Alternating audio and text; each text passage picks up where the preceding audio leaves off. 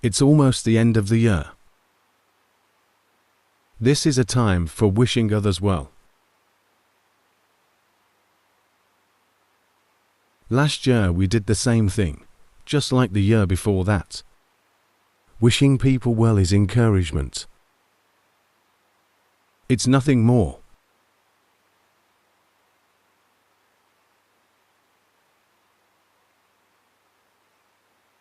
If you want a vara or blessing, you have to do it yourself.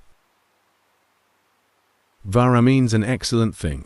Vara is the same word as venerable monk. If you practice until your mind becomes a monk, you have a personal blessing.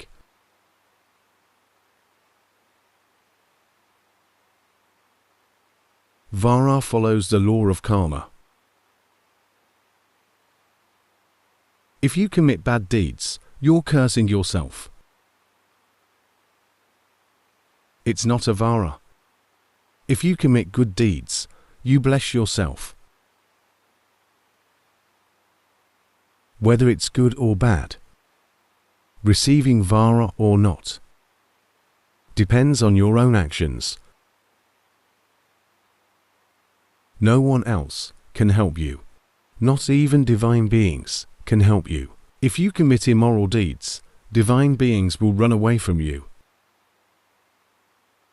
A divine being once told the Buddha that humans stink. They must be at least 1,600 kilometers away to avoid the smell. Being closer makes the smell unbearable. Unless that person has good moral precepts. Good moral precepts have a good smell that can cover up a human's foul physical smell. If you want a blessing and want to be beloved by divine beings, you must have moral precepts. If you lack moral precepts, no divine beings will help you. Even if you ask.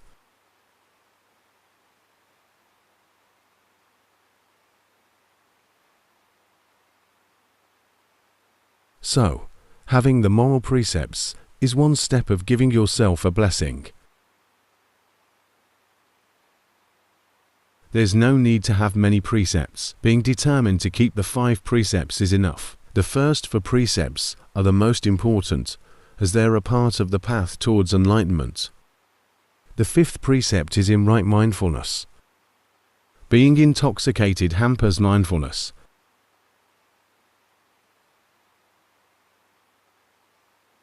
So, keep the 5 precepts, and your life will be blessed. You bless yourself. Divine beings will like you, and will bless you by helping you, but this help has a limit. It cannot violate the law of karma. Do divine beings exist? They do. Can they help you? They can, but within the law of karma. So, the ultimate outcome is governed by your own karma. So, keep the 5 precepts well. Doing it well means you receive a blessing every day. Then you bless yourself further. By practicing peacefulness and stability, your mind will then not be immersed in impurity. The impurities that taint the mind and make it restless and hectic, allowing coarser impurities to arise, are called 5 hindrances. The first one is external sensual desires.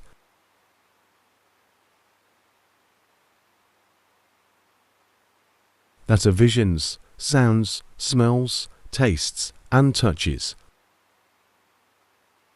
These hindrances impair your samadhi.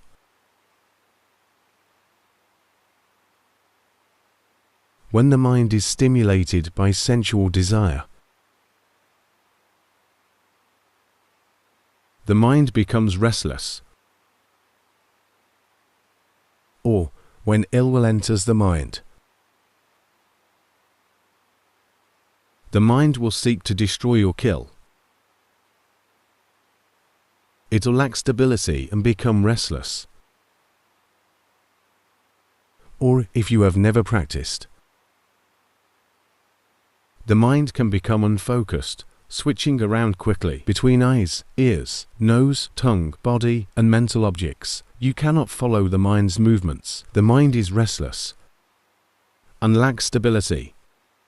After a lot of restlessness, it is natural for the mind to be agitated and unhappy.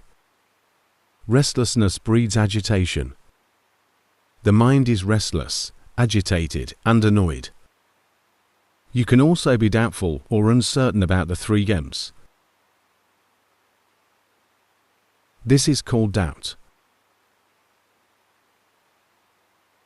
Doubt isn't being uncertain about where you are or where the road you're on will lead to. This kind of uncertainty isn't doubt.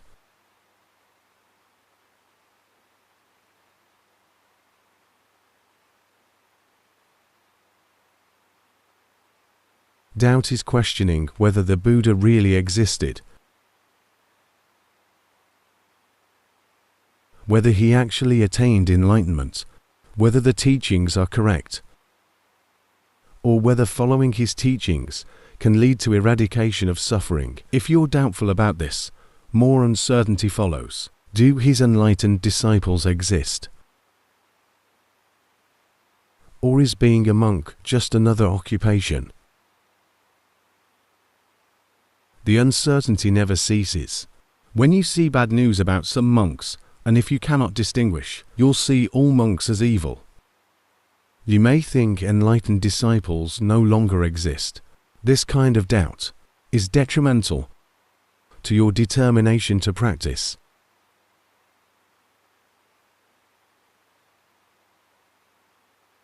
You're even unsure whether the Buddha really existed. How can you follow his teachings? If this uncertainty is strong enough, it will erode your confidence in other things except your own views. Your mind will totally lack peacefulness and stability. If you were to practice sitting meditation, questions arise again. Which practice is good? Let me try this today, and something else tomorrow. This uncertainty of what a good practice is leads to restlessness. So is the doubt of what the correct practice is. Am I practicing correctly or not? These endless minor hesitations prevent you from having mindfulness to know the present phenomena.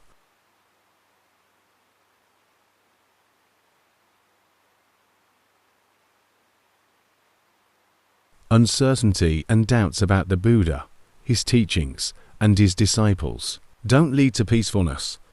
Another hindrance, a middle level of impurities, which destabilize your samadhi, is laziness and dullness. Some surroundings can make the mind lazy and dull.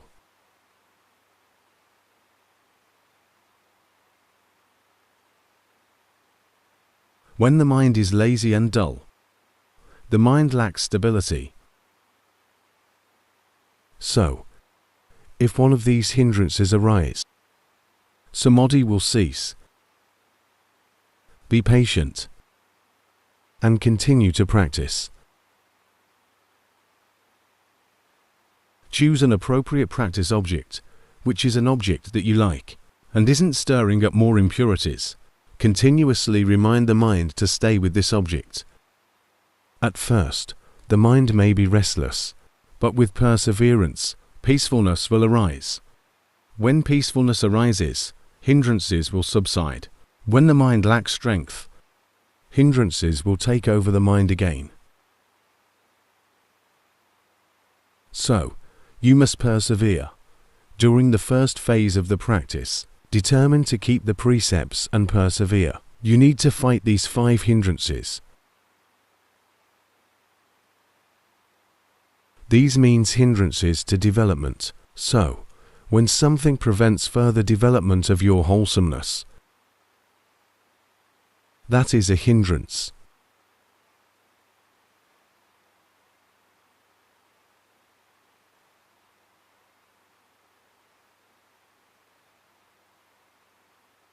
It is normal for a beginner to be full of hindrances. You need to persevere.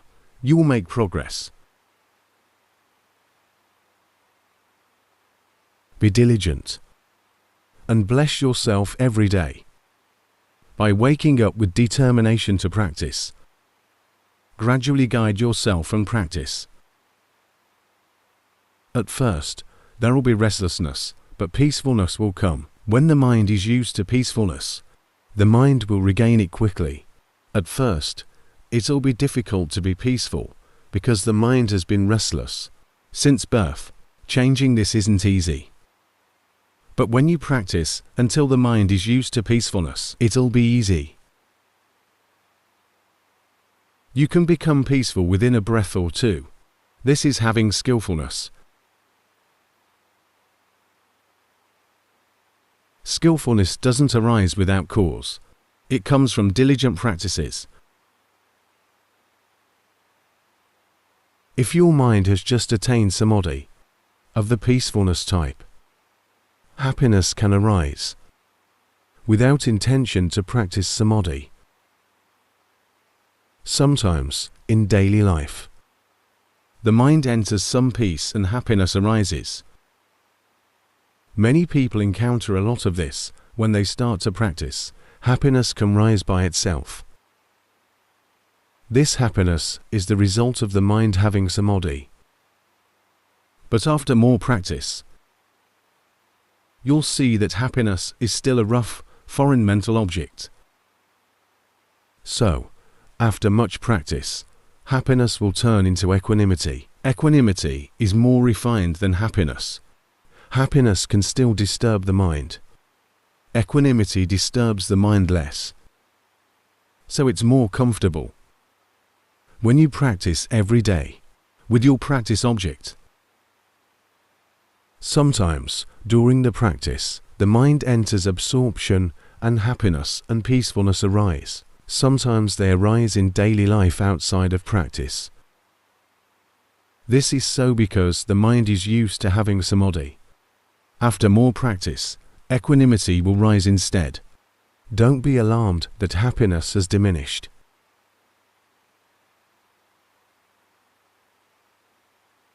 Happiness is like a little kid's candy. If you're lured by it, you'll be addicted. Even non-returners, who practices very well,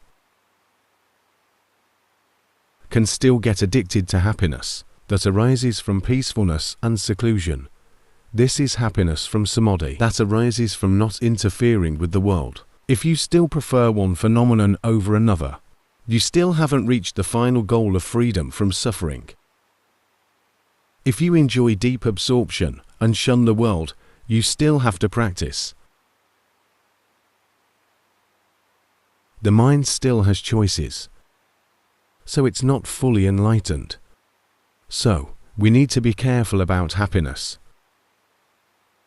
Suffering is easy to observe because you don't like it. When you observe suffering, a desire to have suffering disappear may arise.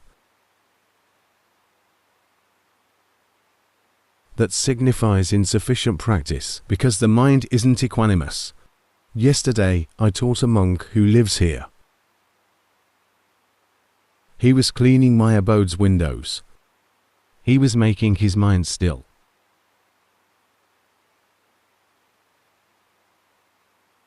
He said no matter what he does, this mind's effort to be still doesn't go away. I told him there's no way it'll go away. His mind made up a still, empty state.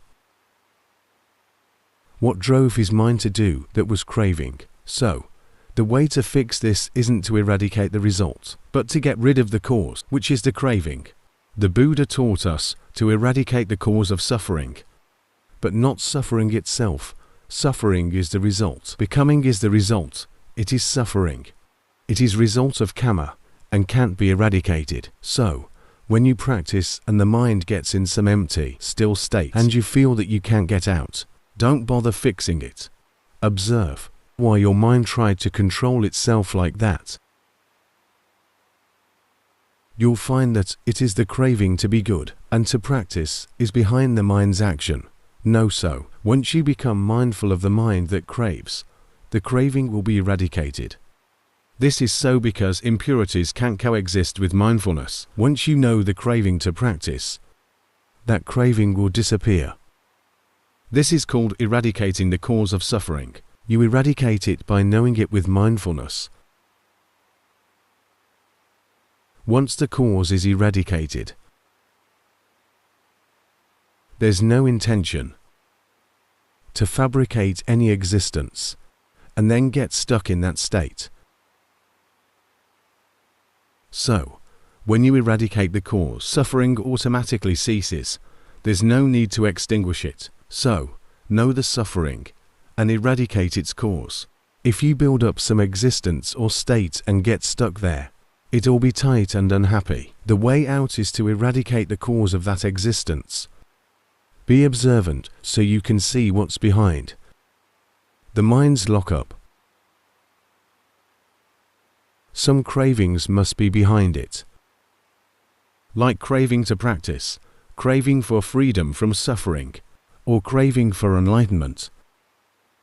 Once mindfulness knows of the cravings, they immediately cease. Once the cause ceases, the result can't remain forever. It may stay for a while. Because it is the result from action, you have to take that result. Some people make existence of a very tight mind. From self-control, it's very stressful. Once they know the cravings to practice and see so much force to control themselves, that cravings and force cease, but the tightness will continue for a while longer. Same thing applies to your body. Your body is a result. That's karmic result from the past. Even if you don't get attached to it, it will last for a while before ceasing. So, when you practice, keep observing your own mind. Gently let the mind stay with one object that is conducive to happiness continuously. Keep doing it. If the mind wanders off to create an act, which is normal for almost everyone, know so. Is this harmful? Not really. Because morality, concentration, and wisdom arise only when the mind is in an act. But once you know that it is an act, you can be free from it. That's a higher level of wisdom, of knowing the noble truths, knowing that having cravings leads to that act. Keep practicing. Doing so is blessing yourself more and more. The mind will be happy and peaceful. Then, cultivate wisdom. When the mind is happy and peaceful, you develop further self-blessing. Practice until the mind is upright. Being upright is a higher level blessing than peacefulness. A peaceful mind isn't necessarily upright, but an upright mind is always peaceful. You have to understand that.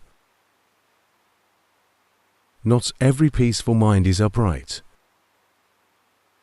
If you practice fire totality, you focus on a fire until the mind is peaceful with that fire as an object. The fire will cease and luminosity will arise, and you will attain intermediate mental vision or advanced mental vision.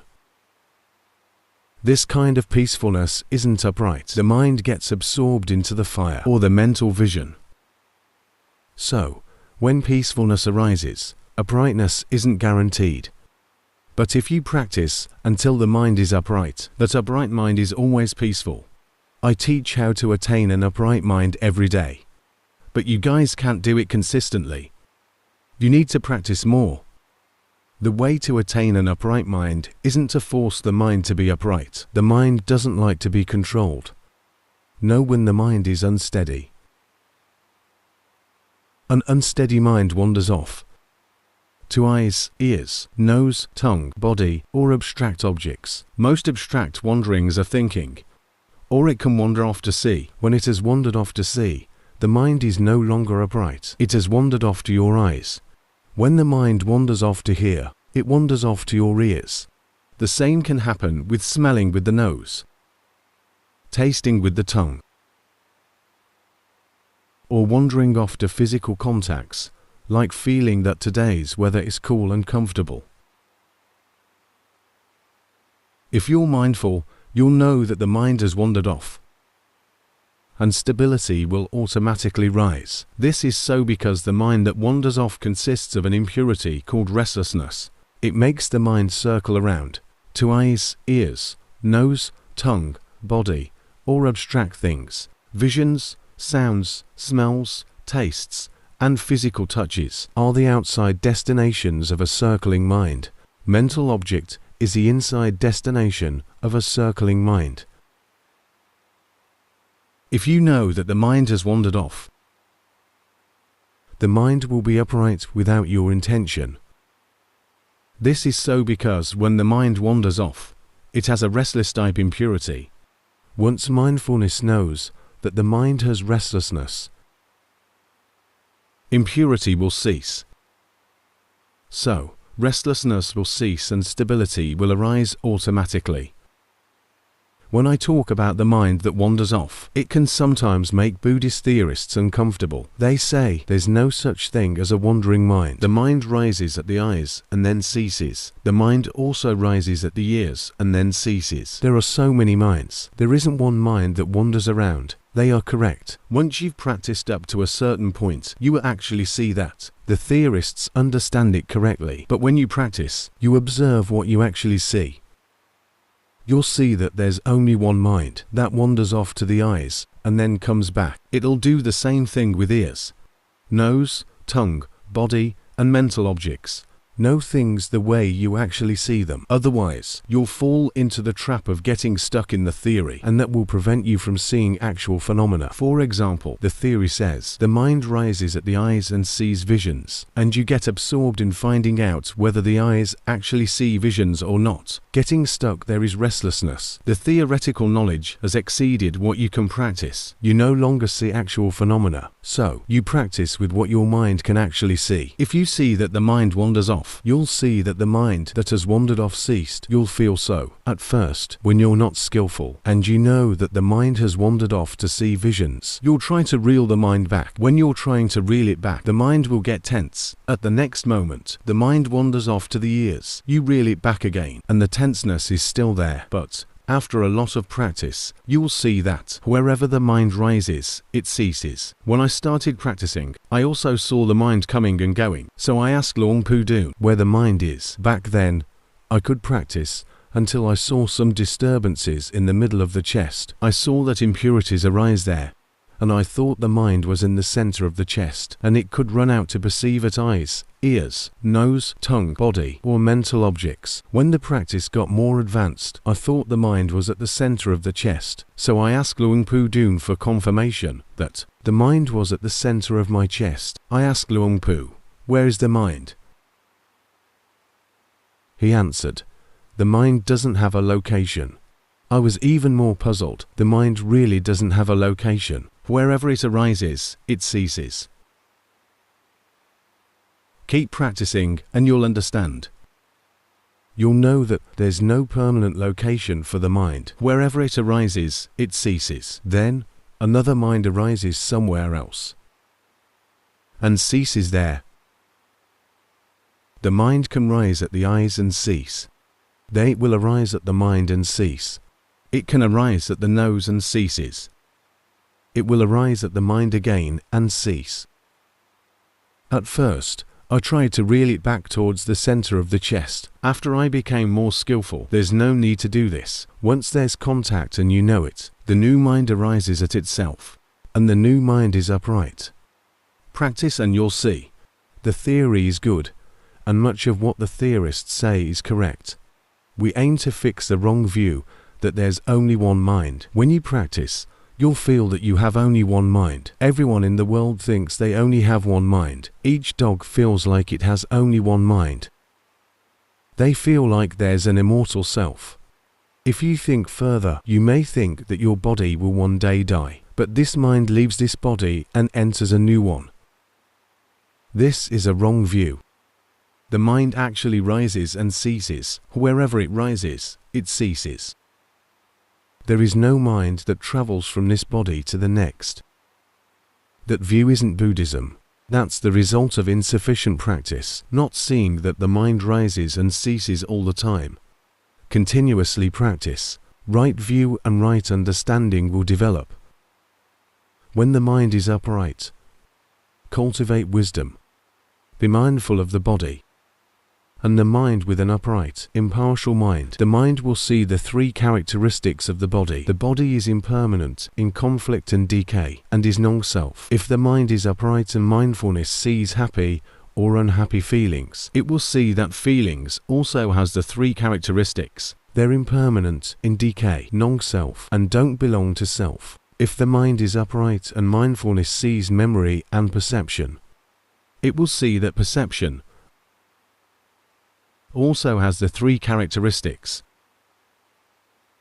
If the mind is upright and mindfulness sees mental formations, which can be wholesome, unwholesome, or neutral, it will see that mental formations has the three characteristics. They're not under your control, they're not self, nor belonging to self. Finally, if the mind is upright, and mindfulness sees the mind that rises and ceases at all six senses, you will see that the mind also has the three characteristics. It rises and ceases, and is decaying. It's not self, nor does it belong to self. If you thoroughly see this, you are a stream enterer who attained the first enlightenment. You have eradicated the wrong view that there is self. There isn't. Once you've got this far in your practice, life will be full of happiness and peacefulness. The mind will be knowing, awakened, and blissful without requiring upkeep. But if you haven't got enough wisdom, the mind will wander off to cling on different objects frequently. But if you practice until you thoroughly know suffering, you'll see that the five aggregates are nothing except suffering. This is the ultimate wisdom. The mind will let go of the five aggregates and will never pick them up again. Now, you no longer need to guard your mind. Since you start practicing, you must guard your mind with mindfulness. When you've attained the ultimate truth, the mind will let go of the five aggregates, which are the physical and abstract phenomena. You can let go of all aggregates, because you can let go of the mind. Letting go of the mind is letting go of the aggregates. This is because aggregates stem from the mind. Letting go of the aggregates means letting go of the world. The mind by itself can create all five aggregates. Referring to dependent origination, aggregates are name and form. It says, sense consciousness is the cause of physical and mental phenomena. So, if your wisdom is complete, and knows that the mind isn't self, aggregates, which is the result of the mind, can't be self. This doesn't come from thinking, but comes from deeply knowing. So, practice. If you practice until you see that five aggregates aren't self, self isn't aggregates, there's no self in aggregates, and nor is there self anywhere else, then your mind is a pra, or a stream enterer. Your mind is a pra. Pra means excellence. And you have received the highest blessing. The Buddha said being a stream enterer is more desirable than being an emperor. An emperor rules the world and has many physical belongings. But the Buddha said being a stream enterer is superior. We never had an emperor in this era. There's no one in known history who has ever ruled the entire world. How much can a trillionaire eat in a day? Not that much. They can have 100 houses, but can live in only one at a time. They can have 100 partners, but can attend to one at a time. So, those material things aren't of real essence. They lure people in the world to fight for them. But once you practice, you'll see that the world consists only of things that arise, temporarily stay, and decay. There's no real essence to them. But a well-practiced mind can reach happiness and peacefulness. The Buddha taught that even if you were a king or an emperor, you still can't escape the constant fear of being overthrown or assassinated. There isn't real happiness. You're worrying of getting poisoned at every meal. There's no real happiness. Worldly happiness is always tainted with discomfort. Some time ago, I went up a mountain to visit Luangpu Sim at Tum Parplong. I can no longer go up there today. But I could when I was younger. Luangpu was old, but he could still go up, because he was riding on a palanquin carried by his students. The palanquin is very heavy. There was a rich woman whose business was making incense sticks. She gave a lot of incense sticks to Luangpu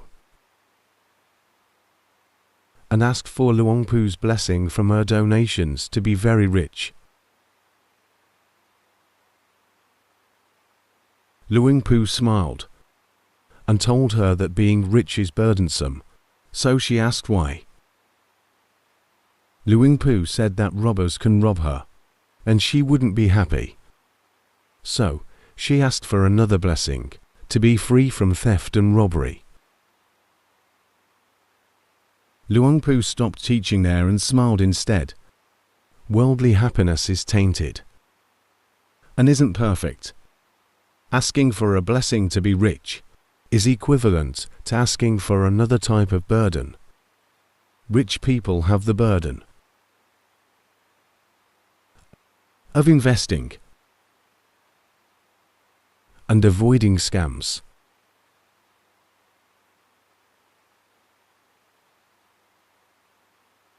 So, worldly possessions aren't permanent.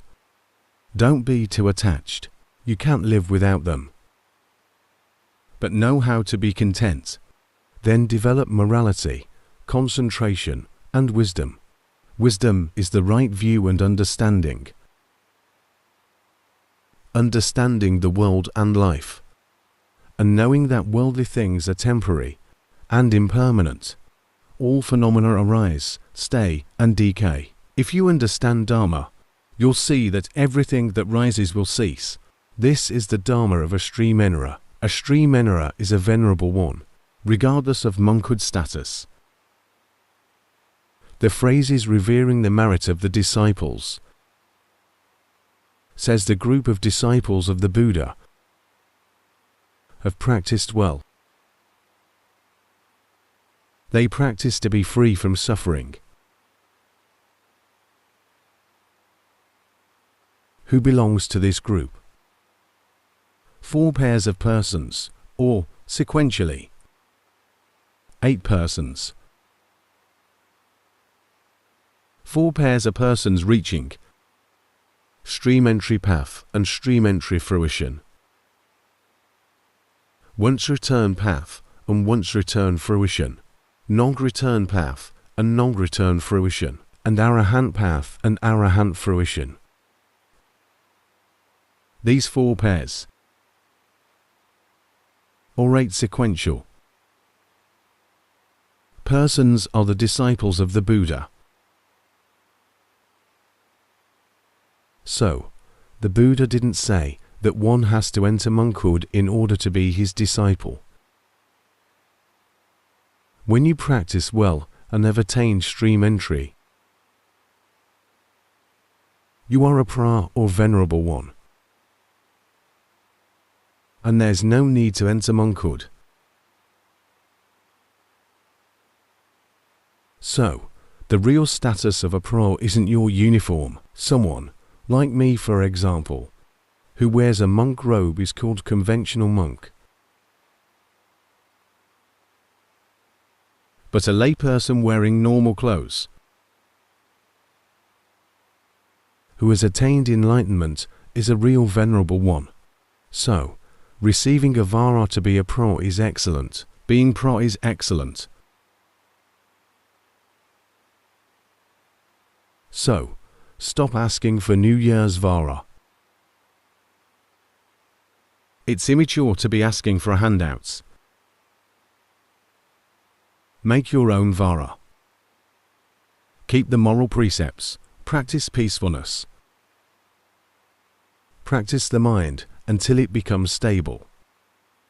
Cultivate wisdom until you see the ultimate truth of the body and the mind, which is 5 aggregates. See their impermanence, conflict and decay, and non-self characteristics. Then you'll be a pro and will receive blessings every day, without asking for them from someone. This is the true blessing.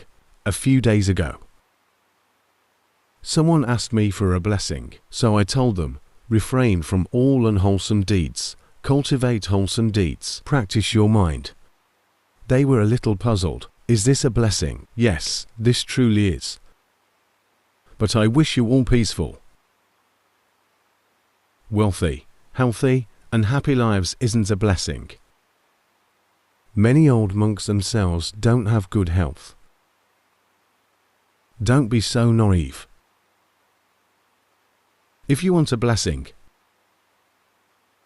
it is refrain from unwholesome deeds, cultivate wholesome deeds, practice until your mind is pure. This is the ultimate Buddhist blessing. So, today's teaching is for New Year Eve's day. Go make yourself blessings. That's it for today.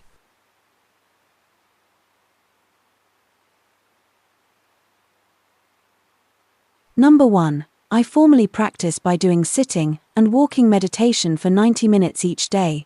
In daily life, I see changing emotions. When the mind comes into contact with objects, when I observe my breathing, I see changes of feelings in my body. The emotions end more quickly, and I suffer less. I feel that my mind isn't sufficiently upright. Mindfulness doesn't arise frequently, enough during the day. Please advise. Practice more, and mindfulness will arise more frequently. It will be upright. But you must see phenomena. What's your mind like right now? Do you know? You're fabricating something. Do you know? Observe carefully. See what the mind has and what the mind is. Can you see that when you practice, your mind has changed? This is an altered fabrication. Before practicing, the fabrications were unwholesomeness, but now they are wholesome. Can you see this going on right now? Keeping the mind still is another wholesome fabrication. No, so you'll see that whenever fabrication arises, suffering also arises. What you're practicing is correct. What I just said is for the future. You don't need to seek it now. Right now, be mindful of the body and the mind. One day, you'll see what I told you. There's no need to see it now. If you want to see it now, it'll be your imagination, because you haven't really seen it. Right now, the mind isn't normal. You are fabricating some stillness. Is this unwholesome? No, it's not. This is being a good person. This is controlling yourself. It's a wholesome fabrication. If you're unaware of fabrications, you'll get addicted to them. If you're mindful, you won't be addicted. Number 2. Number 2. My confidence and mindfulness have increased. My diligence and samadhi are in a leaking container. I have some wisdom. I think I can see that my body isn't self. I feel my body only on the peripherals and my body feels hollow. I'm still restless. I start to feel my mind's partiality and its craving for results. I sometimes have laziness and an addiction to comfort. How can I improve? Improve by reducing your laziness and addiction to comfort. Don't give in. Everyone is lazy and everyone wants comfort. This is so because of the self-loving nature of humans and other animals. They love themselves and crave happiness and comfort. It's normal. You're aiming for something higher, so you must persevere. Practice more. You're doing well. Practice. Number 3. Number 3. I formally practice every day. I see 3 types of minds. One is the observer and the teacher, another is unwholesome, and the last one is arrogant. The last one fabricates another mind that inhibits myself from distinguishing between wholesomeness and unwholesomeness.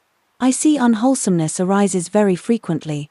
In my daily life, I'm addicted to worldly joy, and this causes my 4th precept, refraining from bad speech, to become impure frequently. Yes, this is it. Please advise. You already know. Be more composed. The 4th precept is where the leak is. These 3 people practice well. I didn't need to tell them anything. They know themselves. All 3 are good. Number 1. You're stuck in some stillness. Can you tell? No, so. Why does it have to be still like this? Because the mind wants to be wholesome. It wants to practice. Do you see cravings behind this? Just know so. Don't try to fix it. Just knowing that you're stuck with something is enough. Number 4. Number 4. I formally practice by walking every day. I do it after waking up and before going to bed for 1 hour in each session. I see less mindfulness in the evening practice. The mind is exhausted. So, I use my body as the practice object in daily life more. But I still haven't made much progress. I'm still trying. Please advise. Keep practicing. And you'll get better.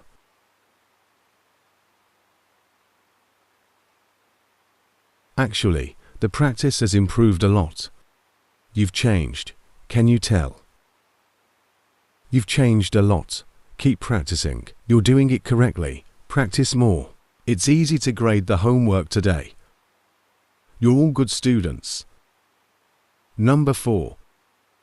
Your mind has wandered off into the realm of thoughts. Do you know so? Don't be like this. Be mindful after the mind has wandered off. Don't let the mind wander off for a long time. Dharma isn't learned by thoughts, but by knowing the occurring phenomena. If the mind is restless and wanders off to think, know so. Number 5 is good. Go on. Number 5. I formally practice every day. I keep the 5 moral precepts. I chant in the morning and the evening. I mainly use sitting meditation, while silently reciting Buddha with my breathing. I also know when the mind has wandered off. In daily life, I alternate between observing the body and observing the mind. I know my mind more often, but the mind wanders off frequently. I see and understand suffering more. When I chant, I'm sleepy and I yawn a lot. Please advise how I should practice further. What you're doing is good. Practice more. You've practiced well. Don't struggle to improve your practice. Practicing regularly is more important than seeking how to practice well. Practicing regularly is practicing well. Number 6. Number 6. I formally practice by radiating loving kindness. In daily life, I observe the mind. I see that it is sometimes tight and sometimes it is gentle. 6 months ago, you told me to practice knowing the mind that wanders off, so I try to be mindful of my mind more. I see the mind that tries to be delicately sneaky ceases. I sometimes have the intention to be mindful. Lately, I find my mind unstable. It's stuck in some emptiness and can't observe phenomena. I made a resolution to practice to develop wisdom. Please advise. The mind is restless right now. Feel the body. Know when the body moves. When it is standing, walking, sitting, lying down, breathing out, or breathing in. Know so. Keep knowing the body until the mind gains strength. After that, you'll be able to observe your mind. If the mind's still restless like this, you cannot see the mind clearly. Let's get back to number 5. Your mind has just wandered off. Be mindful and know the mind that has wandered off, and keep doing the formal practice. Keep reciting Buddho. When the mind wanders off to think about something else, know so. When the mind wanders off to see whatever practice object you use, know so. Know the mind. Doing so will result in a lot of the mind's strength. It will become upright and luminous. Once the mind has a lot of strength, whenever it sees something, it'll see the 3 characteristics of that phenomenon. Number 7. Number 7. You told me to know phenomena sincerely. My mindfulness lets me keep the 4th precept, refraining from bad speech, better. In my formal practice, I can walk more. I see phenomena arising and ceasing. The mind is partial towards some phenomena. If it likes some phenomena, they'll linger on longer than others. In daily life, when there's a strong contact between the object and the mind will free itself from getting attached to the object. When there's weaker contact, I sometimes know so, but I sometimes don't. Please give me more homework. Keep practicing like this. It's correct. The mind is just like what you said. When it comes into contact with a strong object, mindfulness arises easily. When the contact is weaker, sometimes the mind will have mindless bliss. It's true for everybody. Keep practicing. At first, you'll be mindful of coarse objects, like strong aversion. Practice further, and you can see even a small annoyance. When you accumulate more practicing skills, mindfulness will be more meticulous. Good. Number 8. Are you stressed out from a long wait? Number 8. I mainly use breathing as my practice object. The mind can accept non-self characteristics more. I'm happier, but in daily life, the mind is still restless thinking about sensual pleasures. The mind still can become upright easily with less intervention. For calmness practice, I use loving kindness. My mind enters absorption for only a few seconds at a time. Please advise. Practice like what you're doing more. Accumulate more. At first, when the mind is about to enter absorption, it will leave absorption almost immediately afterwards. The mind can't stay there. Practice more. You're not practicing to let the mind stay in absorption longer. The mind will learn how to do that by itself. After a while, the mind will know how to stay peaceful and upright. The strength of your mindfulness will help you develop morality, concentration, and wisdom more. Be patient and practice. Your impurities are strong, so you need to persevere. Don't violate the moral precepts. Number 3. Your mind is skillful at being restless and talkative. Be careful about this. Number 6. Why is your mind dull? Is this how your mind normally is? No, okay. If this is not your normal, daily mind, then it's okay. Your mind currently is like someone who's forced to wake up without enough rest. The mind isn't awake. That's it for today. The teaching today is short, good. This means there's development. I aim to teach like Luangpu Rian. I need to practice a lot more. When Luangpu Rian taught at Sala Lungjin, he did it in 20 minutes, but it's really worth listening to. I don't like long teachings, they're boring.